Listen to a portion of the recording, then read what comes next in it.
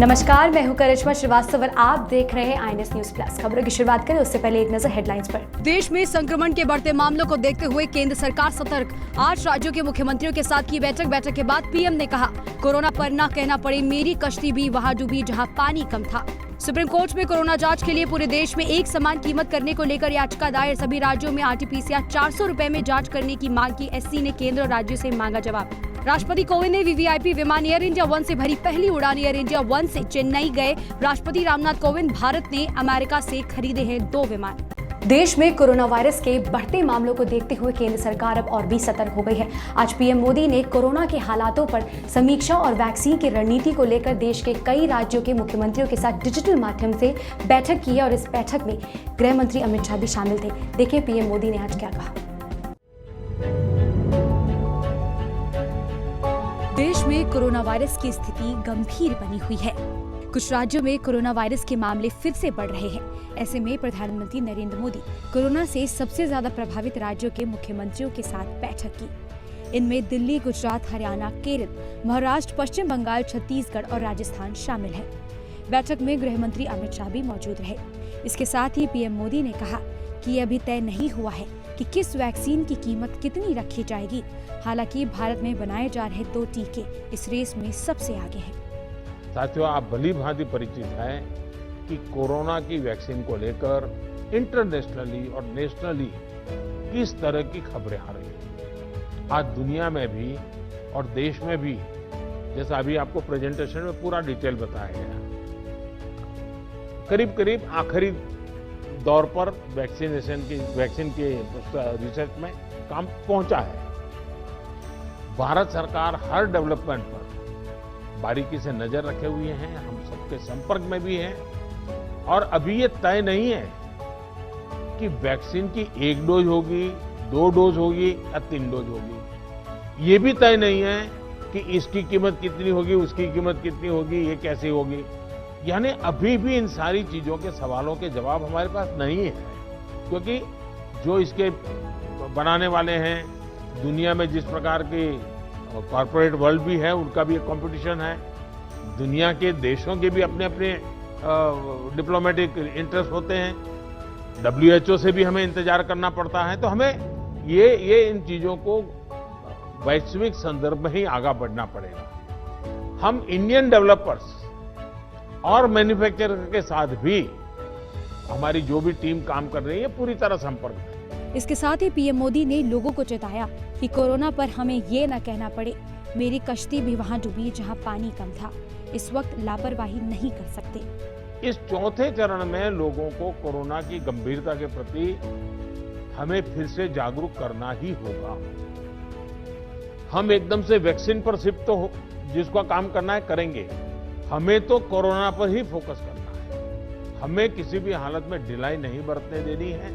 हाँ, शुरू में कुछ बंधन इसलिए लगाने पड़े ताकि व्यवस्थाएं भी विकसित करनी थी, लोगों को थोड़ा एजुकेट भी करना था। अब हमारे पास टीम तैयार है, लोग भी तैयार हैं। थोड़ा आग्रह रखेंगे तो चीजें संभल सकती हैं। तो जो चीज हम तैयार करें उसको जरा इंप्लीमेंट करें और हमें आगे अब कोई बढ़े नहीं, इसकी चिंता जरूर करनी होगी। कोई नई गड़बड़ न हो। आपदा के गहरे समंदर से हम निकलेंगे, ये हम मान के चले। इतना बड़ा देश, दुनिया मानती थी कि भारत तो नहीं संभल पाएगा। आपदा के गहरे समंदर से हम निकलकर हम किनारे की तरफ बढ़ रहे हैं। हम सभी के साथ वो पुरानी जो एक शेर शायरी चलती है, ऐसा न हो जाए कि हमारी किश्ती भी वहां डूबी जहां पानी कम था। ये स्थिति हमें नहीं आने देनी। उधर केंद्र सरकार की ओर से लगातार यह प्रयास हो रहे हैं कि जब भी कोरोना का टीका उपलब्ध होगा उसके सुचारू वितरण की व्यवस्था हो सके। भारत में फिलहाल 5 वैक्सीन तैयार होने की दिशा में आगे बढ़ रहे हैं। इनमें से 4 परीक्षण के दूसरे या तीसरे चरण में हैं, जबकि एक पहले या दूसरे चरण में है। ब्यूरो रिपोर्ट, खबर INS।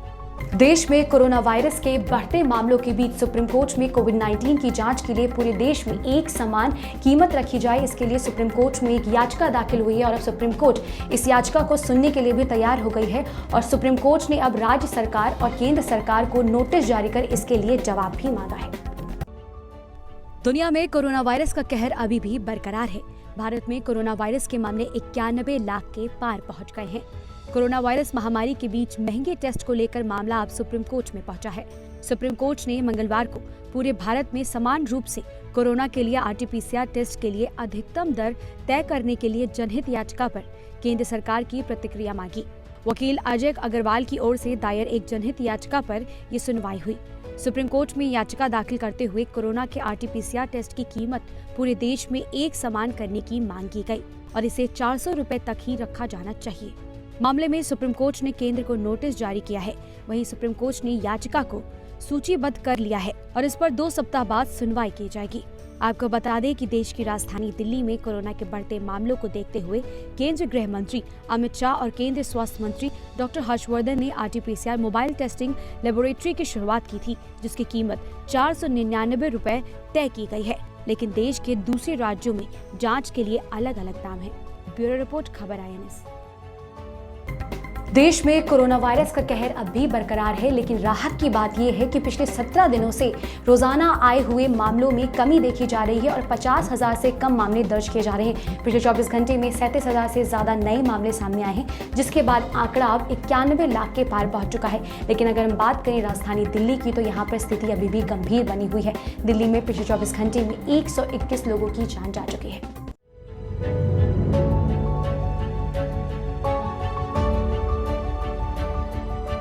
कोरोना वायरस का कहर देश में अब भी बरकरार है, जहां अगर पूरे देश के आंकड़ों पर नजर डालें तो पहले की तुलना में कोरोना के रोजाना सामने आने वाले आंकड़ों में भारी गिरावट दर्ज की जा रही है। लेकिन कुछ राज्य ऐसे हैं जहां हालत बेकाबू होते नजर आ रहे हैं। केंद्रीय स्वास्थ्य मंत्रालय के मंगलवार सुबह जारी किए गए आंकड़ों के हिसाब से भारत में पिछले 24 घंटों में कोरोना वायरस के 37,975 नए मामले सामने आए हैं, जिसके साथ ही इससे संक्रमित होने वालों की कुल संख्या 91,77,840 हो गई है। पिछले दिन की तुलना में कोरोना वायरस के मामले 13% कम आए हैं। सोमवार को 44,059 मामले सामने आए थे, जो मंगलवार को जारी आंकड़ों से 6,084 कम केसेस हैं। इसके साथ ही यह लगातार 17वां दिन है जब कोविड-19 के मामलों का आंकड़ा 50,000 के नीचे है। देश में पिछले 24 घंटों में कोविड-19 से 480 मौतें हुई, जिसके बाद कुल मौतों का आंकड़ा 1,34,218 तक पहुंच गया है। भारत में फिलहाल 4,38,667 एक्टिव मामले हैं, जबकि 86,04,955 मरीज अब तक इस बीमारी से उबर चुके हैं। भारत में रिकवरी रेट 93.76% है, जबकि मृत्यु दर 1.46% है। पिछले कुछ हफ्तों से दिल्ली बेहद बुरे दौर से गुजर रही है। एक तरफ कोरोना के नए मामलों की रफ्तार कम नहीं हो रही, दूसरी तरफ मौत के आंकड़े भी लगातार 100 के करीब हैं। घनी आबादी वाले इलाकों और बाजारों में भीड़ की वजह से कोरोना संक्रमण की दर तेज हो चुकी है। दिल्ली में कोरोना का संक्रमण हर नए दिन के साथ और भयावह होता नजर आ रहा है। बीते दिनों बाजारों में भीड़ और त्योहारों की रौनक थी, तो अस्पताल में कोरोना की वजह से दम तोड़ने वाले मरीजों का आंकड़ा भी बढ़ रहा है। कोविड-19 वायरस की वजह से औसतन दिल्ली में हर घंटे में 5 लोगों की मौत हो रही है। दिल्ली में लगातार चौथे दिन कोरोना की वजह से 100 से ज्यादा लोगों की मौत हो गई है। पिछले 24 घंटे में राजधानी में 121 मरीजों ने दम तोड़ दिया, जबकि इस दौरान 4,454 नए कोरोना मरीज दर्ज किए गए हैं। वहीं 24 घंटों में कोरोना को मात देने वाले लोगों की तादाद 7,000 से ज्यादा है। महाराष्ट्र अभी भी कोरोना वायरस से सबसे ज्यादा प्रभावित राज्य बना हुआ है। यहाँ फिलहाल 82,915 सक्रिय मामले हैं, जबकि 46,653 मरीज इस बीमारी से दम तोड़ चुके हैं। राज्य में 16,54,793 मरीज ठीक होकर अस्पताल से घर जा चुके हैं। इसके बाद नंबर आता है कर्नाटक और आंध्र प्रदेश का। देश के अलग अलग राज्यों में कोरोना से हड़कंप मचा है। राज्य सरकारें कोरोना संक्रमण को रोकने के लिए अलग अलग प्रयास कर रही हैं। देश के कई शहरों में नाइट कर्फ्यू लगा दिया गया है। नियमों को मानने के लिए नियम और भी सख्त किए जा रहे हैं। ब्यूरो रिपोर्ट, खबर INS। अमेरिका से खरीदी गई वीवीआईपी विमान में राष्ट्रपति रामनाथ कोविंद ने पहली बार सफर किया। वो इस विमान में चेन्नई गए और उन्होंने एयर इंडिया 1 की पूजा भी की। तो चलिए आपको बताते हैं कि इस विमान को क्यों वीवीआईपी कहा जाता है और इस विमान की क्या है खासियत। राष्ट्रपति और प्रधानमंत्री के लिए खरीदा गया विशेष विमान एयर इंडिया 1 B777 पिछले दिनों भारत आ चुका है।